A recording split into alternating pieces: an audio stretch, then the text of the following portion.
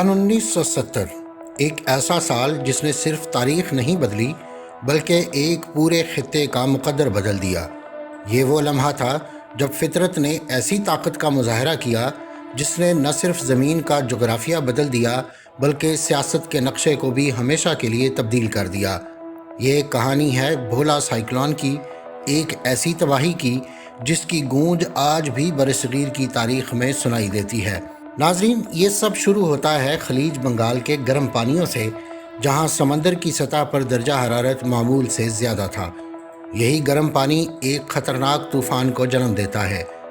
इब्तिदा में ये सिर्फ एक आम सा मौसमी निज़ाम लगता है, लेकिन चंद ही दिनों में ये एक मोहलिक समंदरी तूफ़ान में तब्दील हो जाता है।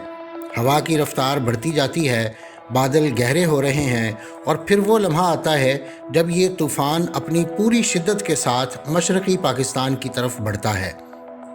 नवंबर 1970 की वो रात जब लाखों लोग अपने घरों में सो रहे थे, उन्हें अंदाज़ा भी नहीं था कि चंद घंटों बाद उनकी दुनिया हमेशा के लिए बदलने वाली है।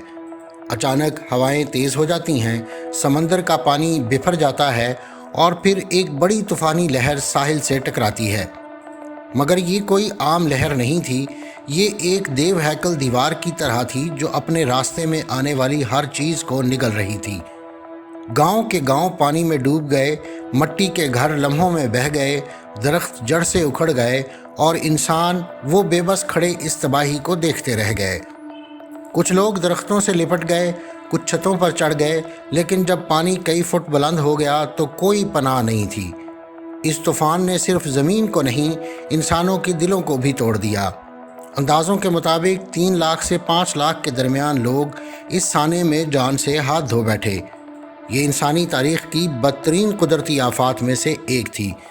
लेकिन कहानी यहाँ ख़त्म नहीं होती, बल्कि असल कहानी तो इसके बाद शुरू होती है।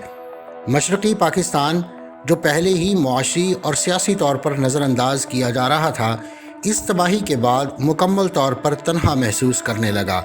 लोग मदद के मुंतज़िर थे, लेकिन इमदादी निज़ाम सुस्त रवि का शिकार था। मरकज़ी हुकूमत की तरफ से रद्द अमल नहायत कमज़ोर और ताख़ीर का शिकार था।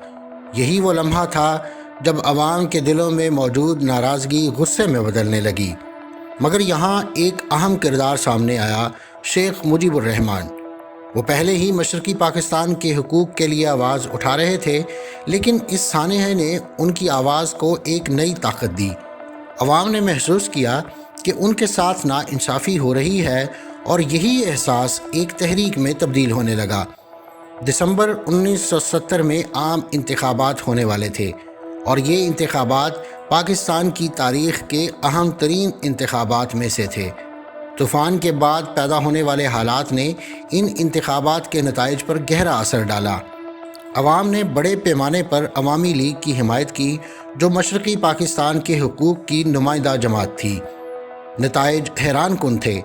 अवामी लीग ने वाज़ेह अक्सरियत हासिल कर ली, लेकिन इक़्तिदार की मुंतकिली में ताख़ीर हुई, सियासी कशमकश बढ़ती गई और हालात बिगड़ते गए। आखिरकार 1971 में एक ऐसी जंग छिड़ गई जिसने पाकिस्तान को 2 हिस्सों में तकसीम कर दिया। ये कहना गलत नहीं होगा कि भोला साइक्लोन सिर्फ एक कुदरती आफत नहीं था, ये एक ऐसा मोड़ था जिसने तारीख़ का रुख बदल दिया। अगर ये तूफ़ान ना आता तो शायद सियासी हालात इस कदर ना बिगड़ते, शायद फ़ैसले मुख्तलिफ होते और शायद तारीख़ कुछ और होती। लेकिन सवाल ये है कि एक कुदरती आफत कैसे एक मुल्क के सियासी मुस्तकबिल को बदल सकती है, और इसका जवाब इंसानी रद्द अमल में छुपा है। जब लोग मुश्किल वक्त में तन्हा छोड़ दिए जाएं और जब उनकी तकलीफ़ को नज़रअंदाज किया जाए, तो सिर्फ वो मुतासिर नहीं होते बल्कि उनके ख़यालात भी बदल जाते हैं। उनका एतमाद टूट जाता है और यही टूटा हुआ एतमाद बड़े फ़ैसलों का बाइस बनता है। मशरक़ी पाकिस्तान के लोग यही महसूस कर रहे थे। उन्हें लगा कि उनकी जानों की कोई कीमत नहीं और उनके मसाइल को संजीदगी से नहीं लिया जा रहा, और यही एहसास एक अलहदा शनाख्त की बुनियाद बन गया। ये तूफ़ान जोग्राफियाई तौर पर तब्दीलियाँ भी लेकर आया और कई जजीरे मुकम्मल तौर पर गायब हो गए, जबकि कुछ नए इलाके बन गए।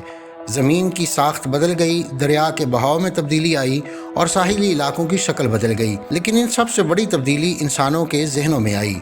नाजरीन, ये वाक़या हमें एक अहम सबक देता है کہ قدرتی آفات صرف فطرت کی طاقت نہیں ہوتی بلکہ یہ انسانی کمزوریوں کو بھی بے نقاب کرتی ہیں۔ یہ ہمیں دکھاتی ہیں کہ ہم کتنے ذمہ دار ہیں۔ اگر اس وقت مشرقی پاکستان کو فوری اور مؤثر امداد فراہم کی جاتی اور لوگوں کو یہ احساس دلایا جاتا کہ وہ اکیلے نہیں ہیں تو شاید آج بنگلہ دیش نہ بنتا۔ لیکن تاریخ میں اگر کی کوئی جگہ نہیں ہوتی، جو ہو گیا وہ ہمیشہ کے لیے ماضی کا حصہ بن جاتا ہے۔